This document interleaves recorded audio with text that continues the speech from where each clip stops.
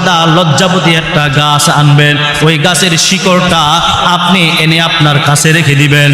ওই গাছটা আপনার হাতের মধ্যে রেখে 40 দিন দুরূদে ইব্রাহিম আল্লাহুম্মা সাল্লি আলা মুহাম্মাদ ওয়া আলা আলি মুহাম্মাদ কামা সাল্লাইতা আলা ইব্রাহিমা ওয়া আলা আলি ইব্রাহিম ইন্নাকা হামিদুম মাজিদ।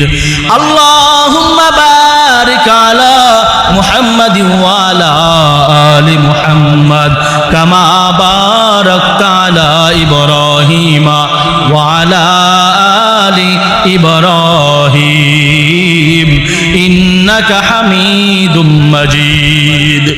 এমন ভাবে 40 বার দুরূদ ইব্রাহিম প্রত্যেক দিন যে কোনো এক টাইমে সে পরে পরে ওই গাছের শিকড়টার মধ্যে ফু দিবে। এরকম ভাবে ধারাবাহিক ভাবে 40 দিন পরে পরে ওই লজ্জাপতি শিকড়টার মধ্যে একটা ফু দেওয়ার পর 40 দিন আল্লাহ তাআলার কাছে মুনাজাত করবে, কান্নাকাটি করবে। আল্লাহ তাআলার কাছে বলবে, আয় আল্লাহ, আপনি আমাকে একটা সন্তান দান